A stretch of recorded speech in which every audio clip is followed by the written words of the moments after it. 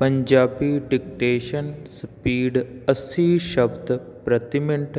ਹਾਂਜੀ ready start. ਮੈਨੂੰ ਹਦਾਇਤ ਹੋਈ ਹੈ ਕਿ ਉਪਰੋਕਤ ਵਿਸ਼ੇ ਵੱਲ ਆਪ ਦਾ ਧਿਆਨ ਦਿਵਾਵਾਂ ਅਤੇ ਲਿਖਾਂ ਕਿ ਸਰਕਾਰ ਦੀਆਂ ਤਾਜ਼ਾ ਹਦਾਇਤਾਂ ਅਨੁਸਾਰ ਸੇਵਾ ਦੌਰਾਨ ਸੁਰਗਵਾਸ ਹੋ ਜਾਣ ਵਾਲੇ ਜਾਂ ਅੱਤਵਾਦ ਵਿੱਚ ਮਾਰੇ ਜਾਣ ਵਾਲੇ ਵੱਖ-ਵੱਖ ਕੈਟਾਗਰੀਆਂ ਦੇ ਸਰਕਾਰੀ ਕਰਮਚਾਰੀਆਂ ਤੇ ਅਧਿਕਾਰੀਆਂ ਦੇ ਪਰਿਵਾਰ ਦੇ ਇੱਕ ਆਸ਼ਰਿਤ ਮੈਂਬਰ ਨੂੰ ਦਰਜਾ 3 ਅਤੇ 4 ਦੀਆਂ ਅਸਾਮੀਆਂ ਵਿਰੁੱਧ ਪਹਿਲ ਦੇ ਆਧਾਰ 'ਤੇ ਨਿਯੁਕਤੀ ਦੇਣ ਦੀ ਨੀਤੀ ਦਰਜ ਹੈ। ਡੰਡੀ। ਇਨ੍ਹਾਂ ਹਦਾਇਤਾਂ ਵਿੱਚ ਇਸ ਗੱਲ ਦਾ ਵੀ ਵਰਣਨ ਹੈ ਕਿ ਅੱਤਵਾਦ ਵਿੱਚ ਮਾਰੇ ਜਾਣ ਵਾਲੇ ਪ੍ਰਤਿਸ਼ਠਾਵਾਨ ਵਿਅਕਤੀਆਂ ਦੇ ਪਰਿਵਾਰ ਦੇ ਇੱਕ ਆਸ਼ਰਿਤ ਮੈਂਬਰ ਨੂੰ ਦਰਜਾ 2 ਦੀਆਂ ਅਸਾਮੀਆਂ ਲਈ ਵੀ ਵਿਚਾਰਿਆ ਜਾ ਸਕਦਾ ਹੈ। ਡੰਡੀ।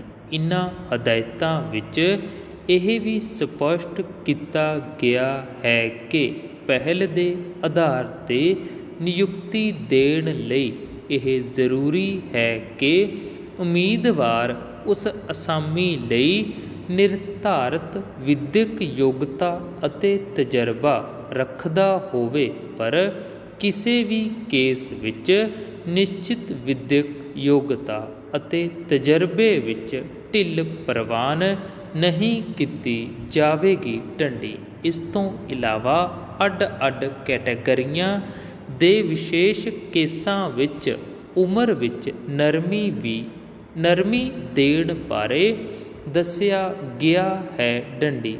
ਉਪਰੋਕਤ ਰਿਆਇਤਾਂ ਦੇ ਨਾਲ ਭਿੰਨ-ਭਿੰਨ ਸ਼੍ਰੇਣੀਆਂ ਦੀਆਂ ਕਲੈਰੀਕਲ ਅਸਾਮੀਆਂ 'ਤੇ ਨਿਯੁਕਤ ਹੋਣ ਵਾਲਿਆਂ ਨੂੰ ਟਾਈਪ ਟੈਸਟ ਜਾਂ ਕਿਸੇ ਹੋਰ ਵਿਭਾਗੀ ਇਮਤਿਹਾਨ ਨੂੰ ਪਾਸ ਕਰਨ ਤੋਂ ਛੋਟ ਦੇਣ ਦਾ ਵੀ ਜ਼ਿਕਰ ਦਰਜ ਹੈ, ਪਰ ਵੇਖਣ ਵਿੱਚ ਆਇਆ ਹੈ ਕਿ ਇਸ ਵਿਸ਼ੇ 'ਤੇ ਸਵੈ ਸਪਸ਼ਟ ਹਦਾਇਤਾਂ ਹੋਣ ਦੇ ਬਾਵਜੂਦ ਵੀ ਕਈ ਵਿਭਾਗਾਂ ਵੱਲੋਂ ਬਹੁਤ ਸਾਰੇ ਕੇਸ ਇਸ ਦਫ਼ਤਰ ਨੂੰ ਸਪਸ਼ਟੀਕਰਨ ਲਈ ਭੇਜੇ ਜਾਂਦੇ ਹਨ, ਜਿਨ੍ਹਾਂ ਵਿੱਚ ਵਿਸ਼ੇਸ਼ ਕਰਕੇ ਵਿਦਿਅਕ ਯੋਗਤਾ, ਤਜਰਬੇ ਜਾਂ ਉਮਰ ਵਿੱਚ ਹੋਰ ਢਿੱਲ ਦੇਣ ਦੀ ਤਜਵੀਜ਼ ਹੁੰਦੀ ਹੈ। ਡੰਡੀ। ਇਸ ਦਫ਼ਤਰ ਵਿੱਚ ਪ੍ਰਾਪਤ ਹੋਈਆਂ ਅਜਿਹੀਆਂ ਤਜਵੀਜ਼ਾਂ ਅਤੇ ਹਵਾਲਿਆਂ ਦੀ ਸਮੀਖਿਆ ਉਪਰੰਤ ਫਿਰ ਸਪਸ਼ਟ ਕੀਤਾ ਜਾਂਦਾ ਹੈ ਕਿ ਕਿਉਂਕਿ ਸਰਕਾਰ ਵੱਲੋਂ ਪਹਿਲਾਂ ਹੀ ਕਾਫੀ ਸੋਚ ਵਿਚਾਰ ਪਿੱਛੋਂ ਉਪਰੋਕਤ ਰਿਆਇਤਾਂ ਦਾ ਨਿਰਧਾਰਨ ਕੀਤਾ ਗਿਆ ਹੈ, ਇਸ ਲਈ ਇਨ੍ਹਾਂ ਵਿੱਚ ਹੋਰ ਨਰਮੀ ਦੇਣੀ ਜਾਇਜ਼ ਨਹੀਂ। ਡੰਡੀ। ਫਿਰ ਵੀ ਸਰਕਾਰ ਵੱਲੋਂ ਮੁੜ ਵਿਚਾਰ ਕਰਨ ਉਪਰੰਤ ਇਹ ਫੈਸਲਾ ਕੀਤਾ ਗਿਆ ਹੈ ਕਿ ਪ੍ਰਬੰਧਕੀ ਵਿਭਾਗਾਂ ਵੱਲੋਂ ਅਜਿਹੇ ਕਿਸੇ ਵੀ ਕੇਸ 'ਤੇ ਵਿਚਾਰ ਨਾ ਕੀਤਾ ਜਾਵੇ ਜੋ ਸਰਕਾਰ ਵੱਲੋਂ ਜਾਰੀ ਕੀਤੀਆਂ ਹਦਾਇਤਾਂ ਵਿੱਚ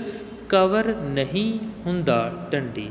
ਕਿਰਪਾ ਕਰਕੇ ਉਪਰੋਕਤ ਹਦਾਇਤਾਂ ਦੀ ਰੌਸ਼ਨੀ ਵਿੱਚ ਤੁਹਾਡੇ ਦਫ਼ਤਰ ਵਿੱਚ ਪਏ ਪੈਂਡਿੰਗ ਕੇਸਾਂ ਦਾ ਨਿਪਟਾਰਾ ਆਪਣੇ ਪੱਧਰ 'ਤੇ ਹੀ ਕਰਨ ਦੀ ਖੇਚਲ ਕੀਤੀ ਜਾਵੇ ਅਤੇ ਇਸ ਵਿਭਾਗ ਨੂੰ ਹੋਰ ਸਪਸ਼ਟੀਕਰਨ ਲਈ ਕੇਸ ਭੇਜਣ ਤੋਂ ਸੰਕੋਚ ਕੀਤਾ ਜਾਵੇ, ਕਿਉਂਕਿ ਇਸ ਵਿਸ਼ੇ 'ਤੇ ਵਾਰ-ਵਾਰ ਸਪਸ਼ਟੀਕਰਨ ਮੰਗਣ ਨਾਲ ਨਾ ਕੇਵਲ ਦਫ਼ਤਰ ਦੀ ਲਿਖਾ ਪੜ੍ਹੀ ਹੀ ਵੱਧਦੀ ਹੈ, ਸਗੋਂ ਸਮਾਂ ਵੀ ਫਜ਼ੂਲ ਨਸ਼ਟ ਹੁੰਦਾ ਹੈ ਅਤੇ ਉਮੀਦਵਾਰ ਨੂੰ ਵੀ ਕਾਫੀ ਪਰੇਸ਼ਾਨੀ ਹੁੰਦੀ ਹੈ।